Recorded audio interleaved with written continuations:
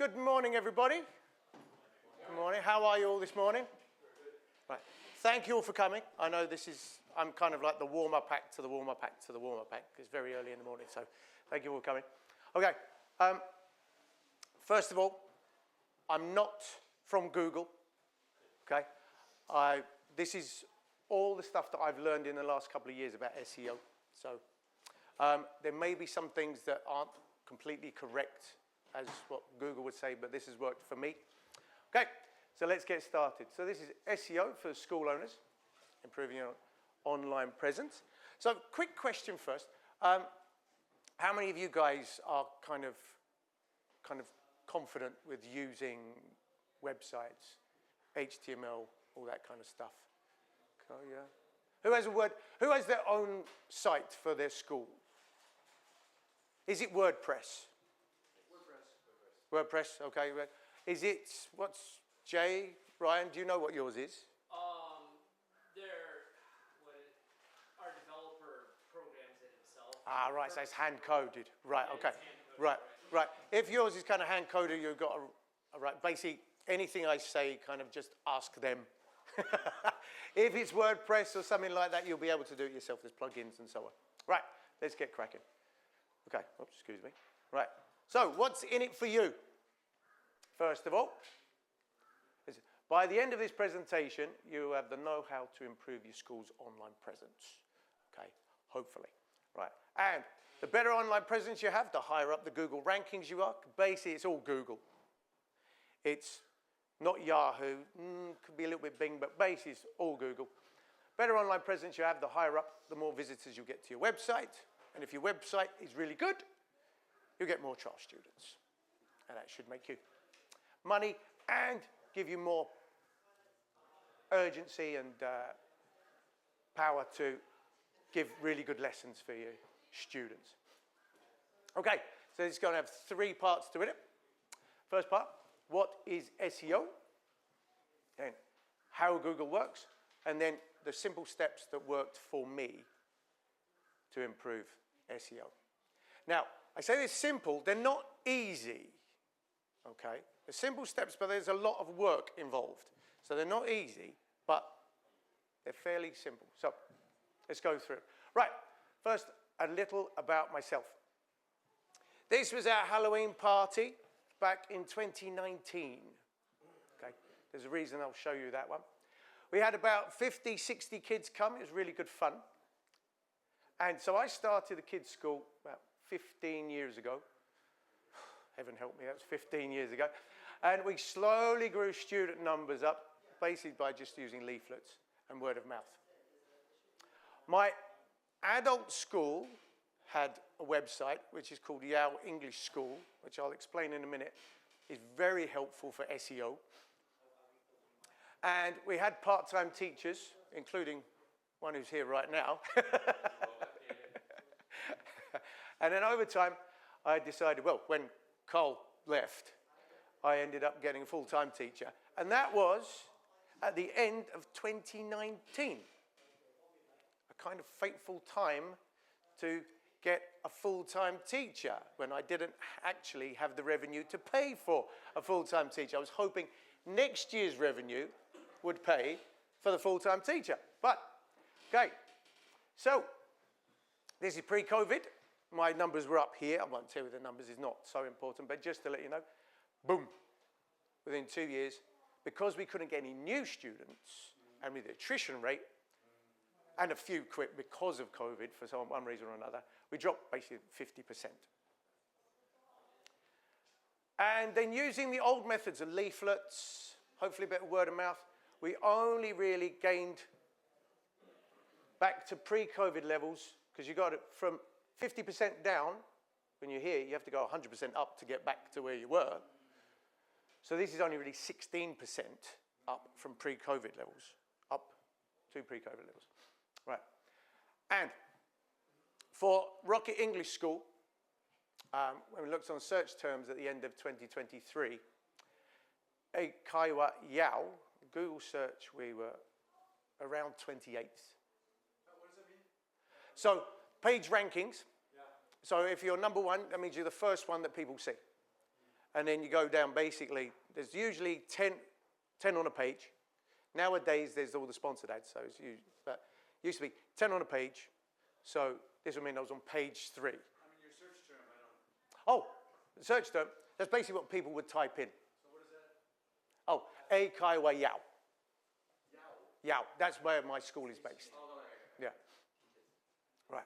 Oh, sorry, Scott. Yeah. All right. Okay, and on Google Maps, we are roughly 7th. So you want to be in the top 3 so that you're in basically the box that gets shown automatically so people don't have to click to see more. You want to be in the top 3. Right. So there's an old adage, where is the best place to hide a body? Does anybody know? On page 2 of Google, because no one ever looks there. Right, so I just did a keyword search to see where we are now, to make sure that I was up to speed with what we're doing. So Google search, we're now on 4th, and Google Maps, we're number 1. Now that changes depending on exactly where you are in Yao, but with a kind of circumference of around 3 kilometers, we're generally either number 1 or 2. So that's good. We're on that front top box, and that's where you want to be. Okay, and there we are, just to prove it. In fact, I got this especially for today. And look, it's got a laser pointer, which I can't show. Pew, pew, pew. Anyway, yeah. So we're number 1. Funnily enough, that's my adult school. His name is Yao English School, which is fantastic for SEO. And I've never had to do anything with that, and it just continues to be. So, little word of advice for you. If you can, go back 18 years and start your, start your school then, publish your website then, you've got no problems. If you're not, follow what I'm about to say. Okay, so from 2023, a little bit of a rise. We've gone up 81% in the last 2 years. So much, much better, above pre-COVID levels. So what changed? Around late 2023, early 2024, a guy called Tyson Battino, contacted me and said, do you want help with your SEO? And I said, yes, snatched his hand off. And then he gave me lots of jobs to do, which is what I'm going to tell you all about. Basically, I'm going to give you what he told me for free. I had to pay X amount of money every month for it, and I'm going to give it to you guys for free. And so, the other thing, as I said, simple techniques, but it's not easy. There's a lot of boring work involved. Okay, it's hard.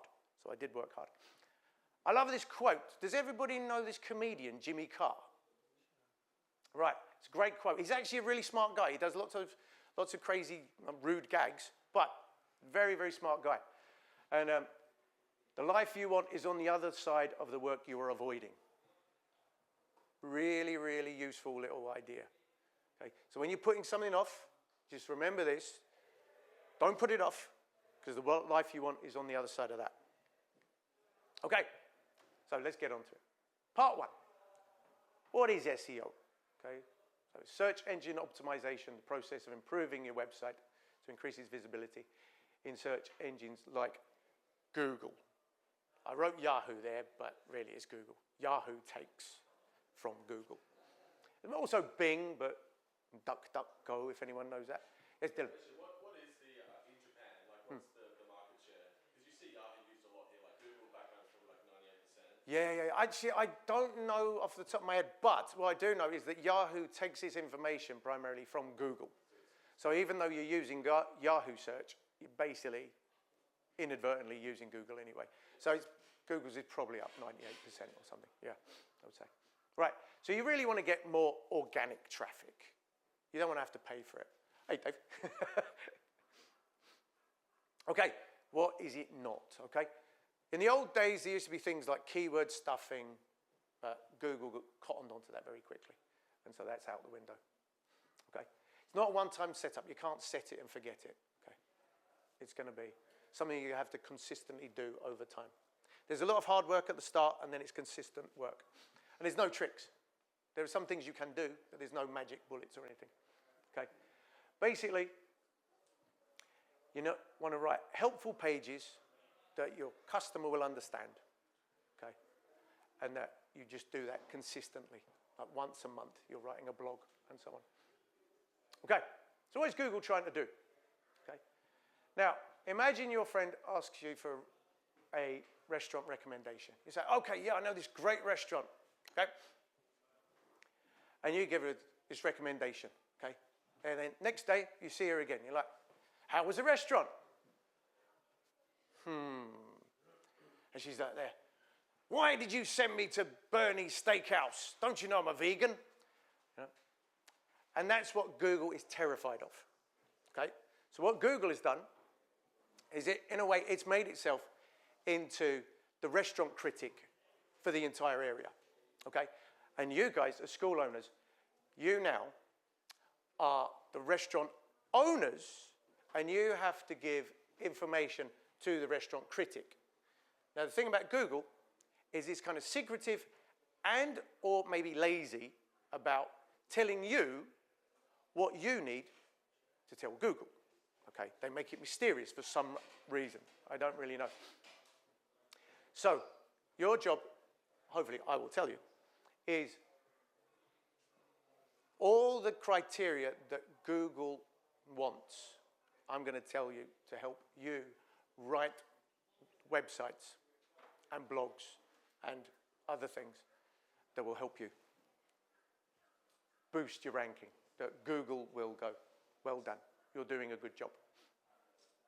This is what Google really wants. It wants a fast and easy website that gives the best answer that they're looking for, which equals happy users, which means repeat users, which means that Google makes more money. Okay, so part two, what does Google look for?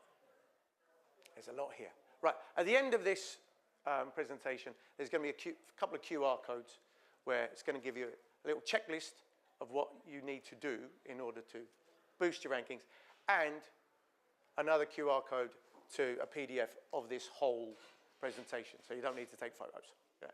Right. Okay, so 6 points that Google really looks for. Okay, content quality, eat. Okay, which is what I shout at my son when he's not eating his broccoli. Page experience, technical SEO, backlinks, and user behavior. Right, we're going to go through these. There's no clock in this room. Oh, let's see. Okay, good. Okay, content quality. 3 points to really pay attention to. Relevance. Is it what the user really wants? Okay. Now, a good idea to do this, ask your students' parents what they want to know, what they would like to find out about your school. Go and ask them. They're a great resource. Keep asking them. Hello, come in, come in. Originality. Don't just use ChatGPT to write it, okay? Google is getting very savvy at finding out if you're just using an LLM to write it all. And have a depth and value to it, okay? There's a couple of things we'll look at a little further, which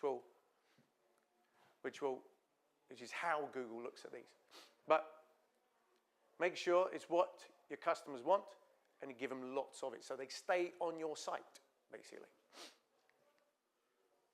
Okay, so eat, experience, expertise, authority, and trust. Okay. So what do you think for experience? Let's go on to experience, actually. How about you guys? What would you put on your website to prove to potential customers that you have experience in the field? Yeah. Or about your school. But yeah, what experience would you write? How long you've been teaching? Exactly. Put that into many blog posts, many pages. Don't hide your light under a bushel, right? Make sure you say it. Now, don't say it all the time, but put it once or twice within a page. Say, as a teacher of 15 years, I think this. Okay, instead of just saying, I think this. So that's what Google really appreciates. It wants you to give your own experiences. Okay. Not generic as well, because generic is like an LLM. So it wants someone to say, in my experience as a father of two, having taught for nearly 20 years, this is what I would do, or this is what I do. Expertise. Does the content creator have the right knowledge or skills to discuss it accurately and in depth? How about you guys? What do you think? How could you showcase your expertise? Degrees, professional qualifications. Exactly, yeah. Even like we were talking about 15 years as a teacher would also help with that. And I'll put down a little example here. How to prepare your child, written by someone with lots of expertise. Or we could say, you know, I have a CELTA, a Delta, and everything else that goes with that. Authority, or authoritativeness, as they say. Does it have a good reputation? Does your school and the website and the author? And so,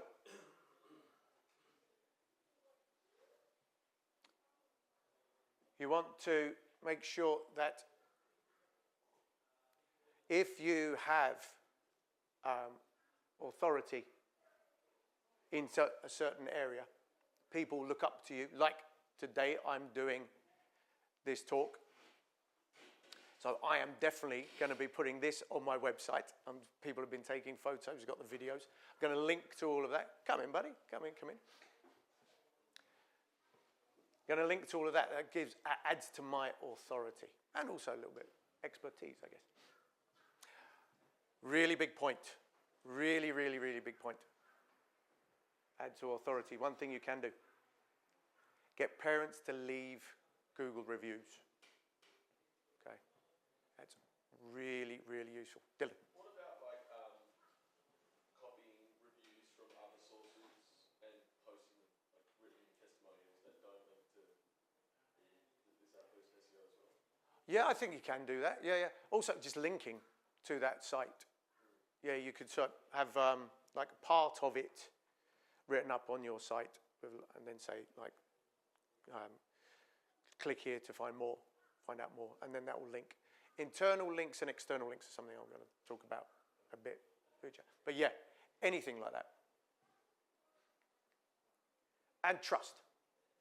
Now, trust is a lot more on the technical side. Okay. It's things like your contact page.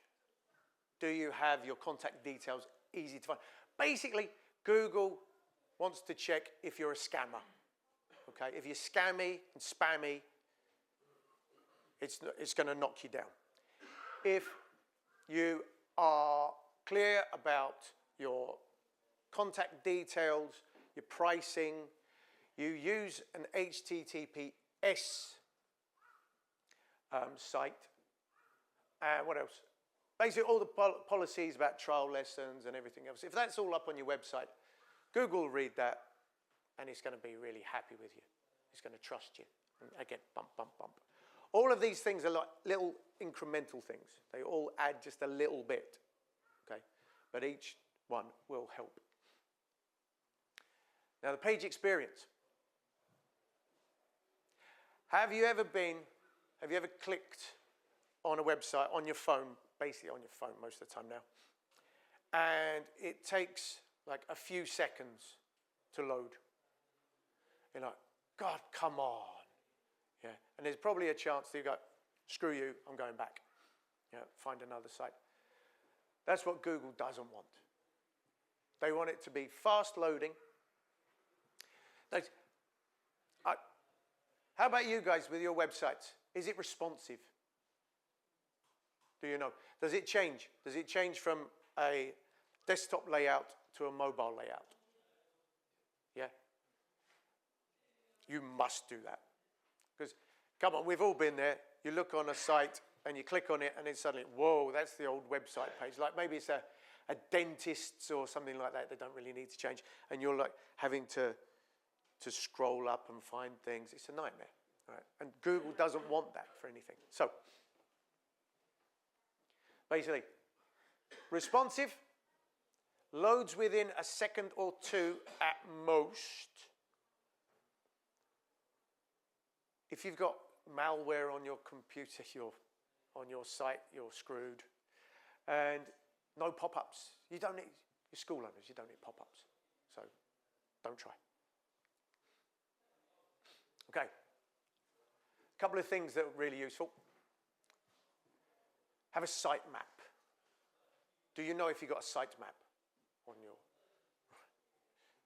You can easily find out if you've got a site map. And there's easy ways to actually make a site map. I'm sure if you've had somebody, a developer has made yours, they'll have put a site map on. HTTPS.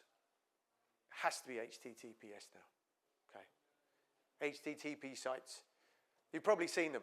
It'll go to an HTTP site, and then your virus, anti-malware or something, will say unsecure or dangerous website. And a clean structure. So this is nice. You've got a home page, then you've got maybe about us, and then lessons, and then subcategories, and it's very easy, ordered and structured. Very easy for Google to understand your site. You don't want anything like that. Okay. Okay. So just have a nice, ordered, and basically because the way our business is run, there's not that many categories we would have. Right? About us, lessons, policies, teachers, whatever. There's not too many. So you don't have it like that. Okay. If you've got kind of disorganized chaos, Google's going to knock you down. Backlinks. Backlinks are when another website links to your website. Okay? And the better that, or the more relevant that site is to your site and your industry, the higher weighting it will get. So funnily enough, this morning, Ryan sent me a message saying, is it okay if we film and we'll put it up on our website? And I said, yes, but only if you backlink to my school websites. So, so he did a little bit quid pro quo there. Quid pro quo, yeah. All right, and so, yeah. There used to be a thing, I believe, where people would kind of, I'll backlink to you if you backlink to me. And there will be these kind of backlinks going on. Google somehow has worked out which one of those are kind of fake, so they have to be authentic now. I'm not sure how it does it, but it seems to know. All right, this is a lot to talk about, but I've split this into two, which goes back to our original content quality. Okay? This is how Google finds out. And you can find this out if you've got Google Analytics. First of all, click-through rate. When your site comes up on Google, on the Google page, how often do people click on that per 100? Okay. The higher up you are, the more interested people are, the better. The bounce rate is when people click on it, they go to your site and immediately go back because it wasn't for them. So for example, like we were talking about before, if it takes 2 seconds to load a page, people are getting more and more impatient over time. Right? So it takes more than 2 seconds to go, nah, screw this, and they're going to go back. That's the bounce rate. Or if they look at it and the hero section of yours, they go, say for example, give a completely different example, parents looking for ballet shoes. Okay? So Google rankings comes up. Number 1, ballet shoes. Click on it. There's a photo of big rubber boots is the first thing they see. They go, that's not for me. And back they go. Okay? So you want to keep them. Once they've come to you, you want to catch them immediately. And the rest is all about the depth, how long they stay on your site. Okay? And this is what you really want. You want to give them true value. Okay? They want to come, they want to stay on the page for a long time. And basically they're going to read through it all. That's fantastic if they do. Then, hopefully you've got internal links on that page to then go, oh, that seems interesting as well. I'm going to click on that one. And they read all of that. And they go, oh, that's interesting as well. And they continue to stay on your site. They continue to stay on your site. You're doing a fantastic job. And Google will reward you. And then if they come back to you at a later date, Google will know. Google and Meta and all those guys, they do know everything about your habits online. If they bookmark you in Chrome, I guess, and you go back regularly, or you go back ever again, then, your customers go back, then you'll be bumped up as well. Okay, so this is basically it in a simplified term, because that was a lot of jargon and so on. Do people click? Do they stay? Do they come back? They're your three things.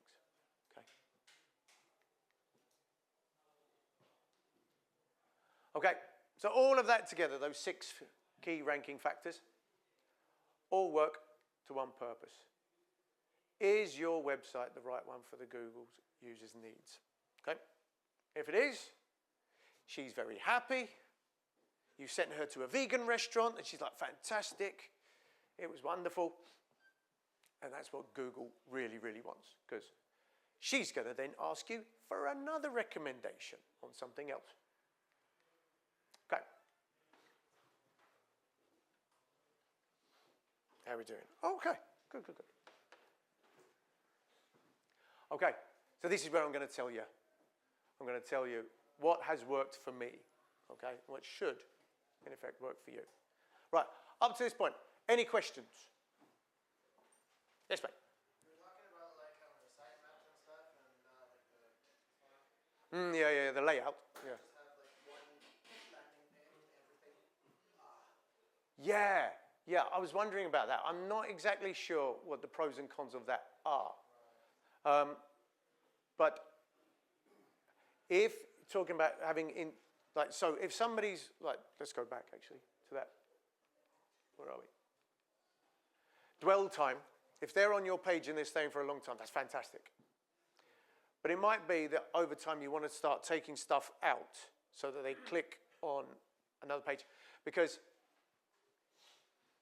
having everything on one page is good for the viewer, but it's not great for Google, because they won't know exactly what the person's reading, right? So by separating it out into maybe like having, like on the first landing page you could have, say, a small section about us, but then say, for more information, click here, and then it'll be a longer page just about us, and then a little bit about lessons, then going on to a bigger page about lessons. And in that way, you've got clear structure that Google will be able to understand, and so you get a few more brownie points from Google that way. So, yeah. No problem. But as I say, I'm not a Google expert. So this is just what I think is. You can always... Another little tip, if there is anything that you're not sure about, unclear from what I've said, or you think, oh, maybe that's not right, you can always just ask ChatGPT or another LLM, and they'll probably give you a really, really good answer, because this kind of stuff is kind of their wheelhouse. Okay, right. So, simple steps to improve your school's SEO. This is where we get into it. First thing, before we go into anything else, make time for this in your schedule. Once a week, once a month. I said schedule every week. I think it was Scott at the back, not Scott at the front, Scott at the back, who said something really good years ago. I think you were having a presentation with Junpei, is it Junpei? Yeah. And you said something that really stood out to me. It's like, okay guys, how often do you actually work on marketing? And like virtually no one in the room said, yeah. He said, do you think it's important? Everyone, yeah. And he said, well, you need to schedule time to work on marketing. And that's really important. So that's why I put this here. I found myself working more and more just on marketing. I think outside of the lessons, and I teach probably 3, 4, 5 lessons a day, it's probably another 2 hours a day, an hour to 2 hours a day is marketing of some kind. Instagram content, it's writing blogs, it's all kinds of things for the website, trying to improve that. So put time in your schedule every week for this. Or else it will become something that just gets pushed aside because there's something more important that comes along. You'll be putting out the fires of like just regular work life. So make sure you add at least an hour or two every week. Because I'm going to tell you, yes, Scott? All your blogs are all in English? No, they're all in Japanese. Basically, I'll talk about blogs later, but what I do, I write out in English. I write out a structure. I then get ChatGPT to kind of flesh it out in English. I then re-edit it, and then we probably might go through that. So basically, ChatGPT is like my assistant. Yeah. Pardon? ChatGPT will change it to Japanese for you? Eventually change it into Japanese, and then I get my staff to read through it and then correct anything. So it's a long process. So that's why it takes like an hour or two a week. But yeah, there's no point in... There's something I'll come up with a bit later, but there's no point writing in English if your customers are Japanese. Right. Yeah, right. I'm assuming you don't write Japanese. No, my skills are not that good. Yeah, my skills are nowhere near that good. Hence the question. Right, yeah.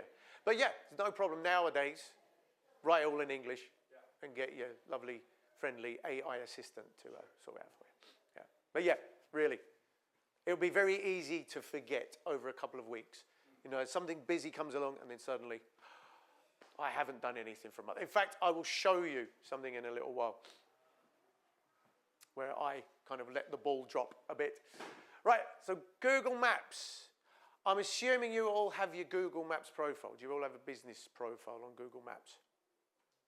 Yeah. If you don't, get one. It's free. Google wants you to use it. Okay, it's very easy to do. Fill it in. They'll send you a postcard to make sure that you're at that location. Send that back. Well, that's what they used to do when I did it. But They make you film a video.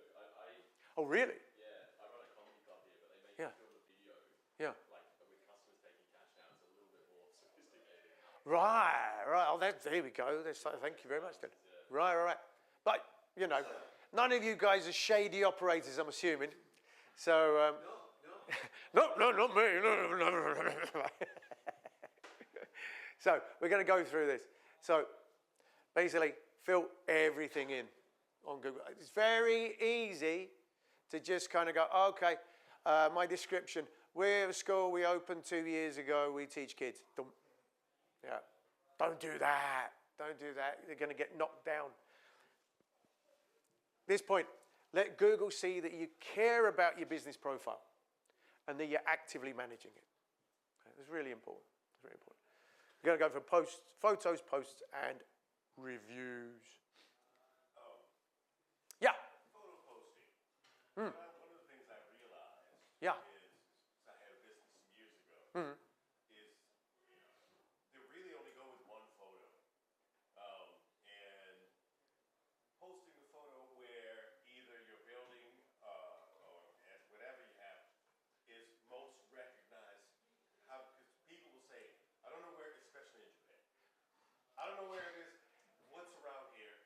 So it's not just the front door or the face. Yes. Where people are coming from. Yeah. And how they're going to get there. Yes. You do that work. And you do that work and you go, okay, most people will be coming from here. They're going to get out here. They're coming from this direction. How do they know that this is the area? You take the photo and then you can even do a 360. So people can do a 360. Oh, okay, this thing is across the street. This Right. is the place. Yes. Because we've all been in Japan wandering around going, I don't know where it is. Exactly. Well, you know, yeah, because like Japan does not have street names as well, so you can't. So I realized my own building where I live with my family, where we live,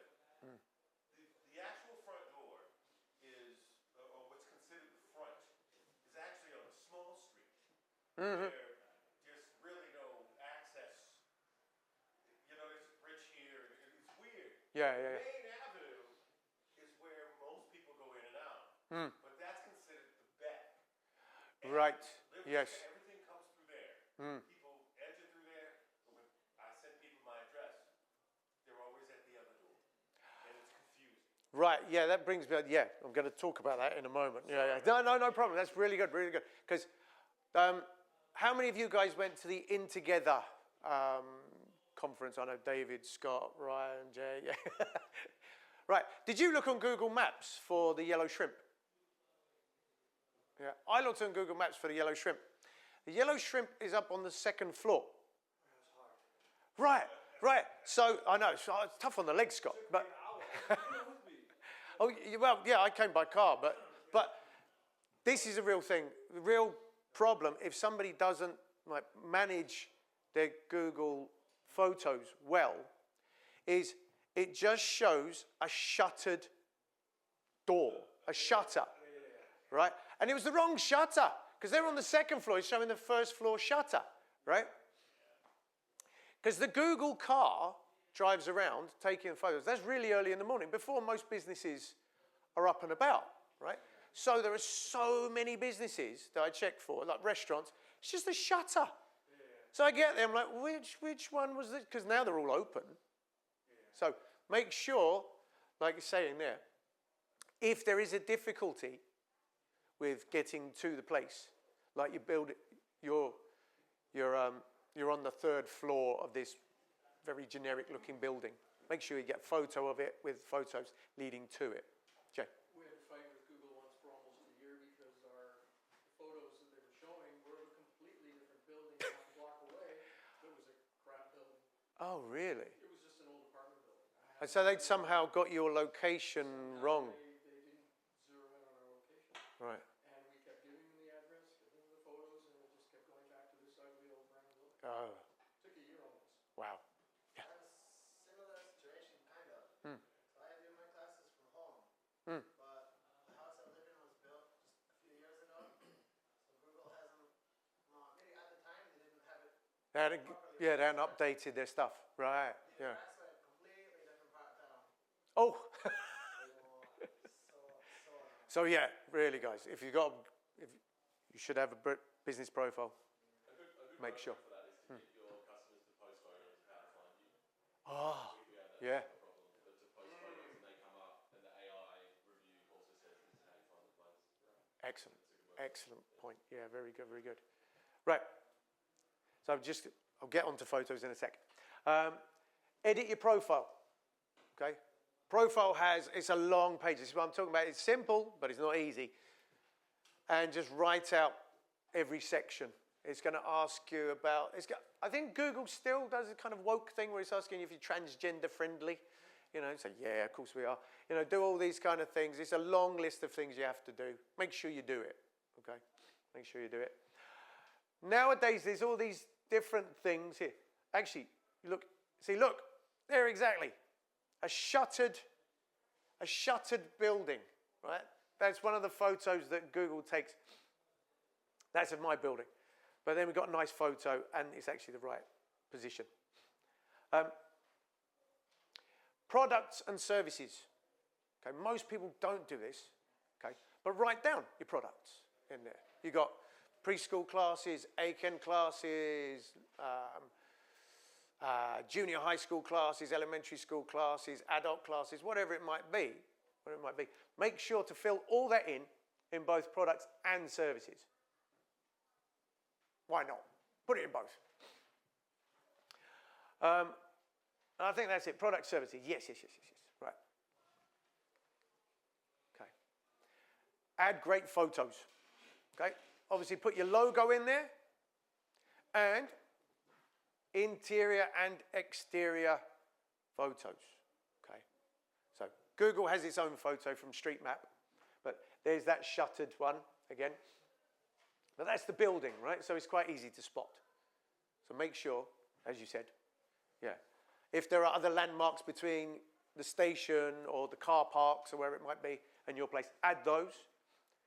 Nice photos of your classrooms, all the classrooms. 5 minutes? Are you joking? All right. You're right. Okay. And photos of the students. So lessons, events, smiling kids. If you can, get a professional photographer in for a day or two. Take some really nice photos. That really adds a nice little piece. Okay. Let me go back. There you go. Also, you will have posts. It used to be updates, and now it's called posts. Okay, well, post. Write a post once a month. Okay. Basically, it can be kind of anything about events, school news, scheduled updates. But what I generally do is when I have a blog, I then make a very, very abridged version of the blog with a link to the blog that I post on Google Posts. And if you look very closely, you see, I did that one last month, but I did that one 4 months ago. So I dropped the ball on that one. It should have been every month. Right? But I was too busy trying to sort out Instagram. So, different marketing. Get reviews. Reviews are golden, like gold dust. Okay, what has worked for us?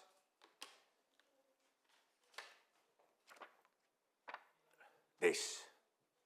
Don't ask them. Don't ask them. Don't ask the parents, oh, could you do it when you get home, please? Okay? They go, yeah. But life gets in the way, right?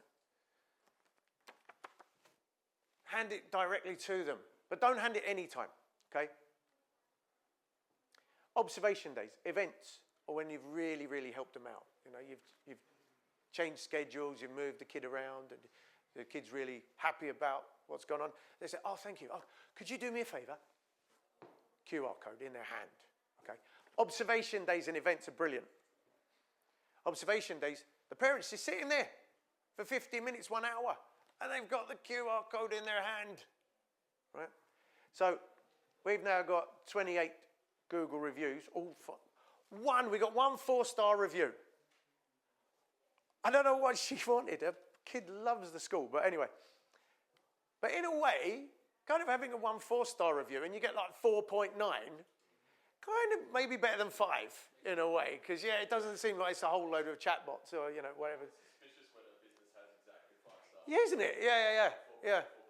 4.9, yeah, that's the sweet spot, I think. Yeah. So, 6 and up is a sweet spot. oh, yeah, really? In Japan. Right. Japanese people, for the most part, would not leave 5-star because they. I'm speaking from personal Yeah. thing. The parents said, other parents won't believe it. So that's the mentality. But, Yeah. Actually, according to Tyson, from 4.6 and up. 4.6 and up. Right. Yeah, that makes sense. If you go 4.6, you want to get one 5-star to get. Absolutely. Well, another thing too is just in schools, passing grades are 40 to 60%. So they're used Yeah. to getting lower scores in school. Yeah. West, for example. But you know what? For the Google, bad publicity is a good publicity. Yeah, just get one. Well, that's what I need now, is I need a monster parent. So if you've got really dedicated parents who've been a long time, they're all giving you 5 stars, but you've got to write your own shitty review. No. This is, look, no, seriously. We're only thinking from like the consumer's point of view. For Google, 5 is fine. I remember one. The parent didn't want to use the Google review because it was going to use their own name. And loads of parents hate that. That's the problem. Loads of them. Yeah. You can't do anything about that I found. Yeah. Right. So that one, I said, oh, no, I think it's okay. If you don't add a review, you just add the stars, then it'll be okay. She gave me 4 stars. And then he said, oh, no, sorry, it does come up with your name now. It never used to, but it came up with the name. So she deleted it. And Google were on me. They were like, oh, yep, you deleted it. You got someone to delete a 4-star review. Don't do that ever again. So they know. They really want 5-star reviews is what I'm saying. Yeah, that's the real trouble. It's the real trouble. So, yeah, we get lots of parents really, really happy. But they say, no, sorry. Oh. Yeah. Anyway, right. Okay. Website basics. I'm going to have to fly through this. Okay, trust, speed, responsiveness. Trust, as we talked about before, sitemap, HTTPS, and schema markups is really boring, but it's really good. You've got to do it. Page speed, we'll go through all of these quick. Okay, right. So sitemap, if you don't know if you have a sitemap, you can always check.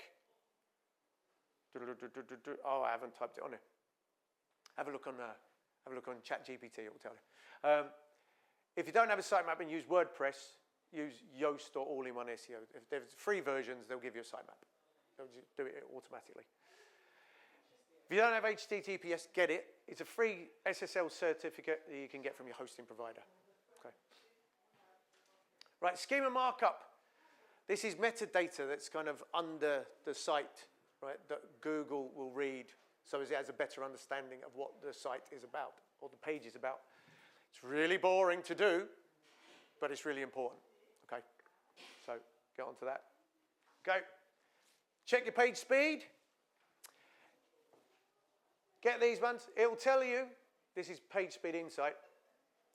It'll tell you exactly what you need to do. Anything, according to Steve Clancy, anything over 50 on performance, is it performance? Yeah, on performance is good. Is good. Making sure it's responsive. Not that. You want that one. Okay. All your photos, convert. Convert all the photos on your site to WebP. Okay. This app called Squoosh is brilliant.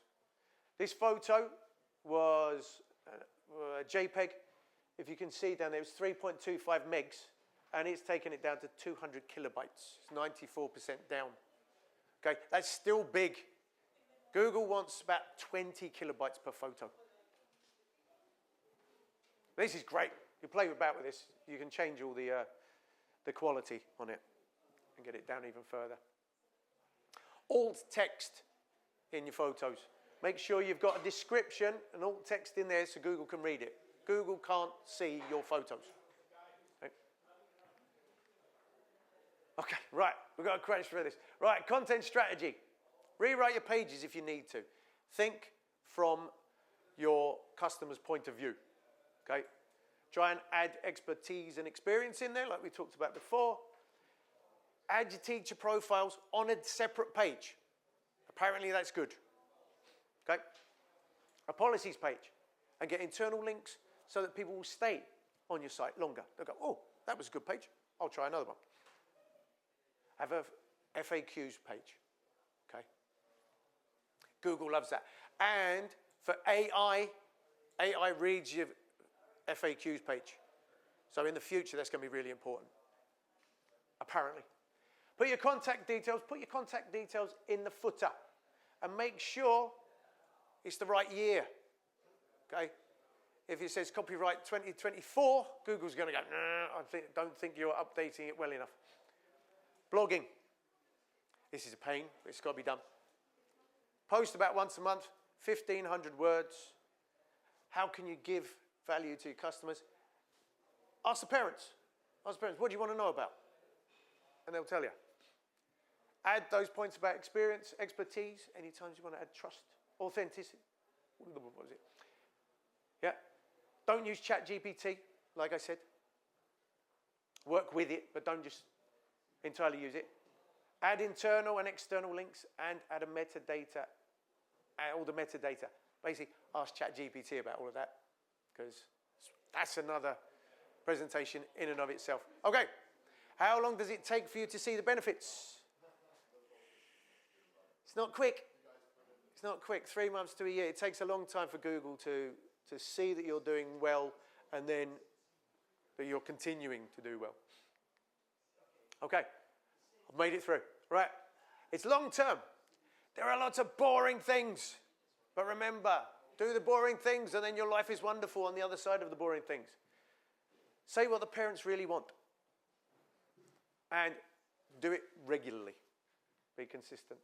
Final message. The more visibility you have from being higher up the rankings, thanks very much, the more visitors you'll get and the more trial lessons you get. And that's what we all want. Right? So thank you very much, guys. Very good. And what you've all been waiting for, there's the QR codes. So I made a worksheet for you.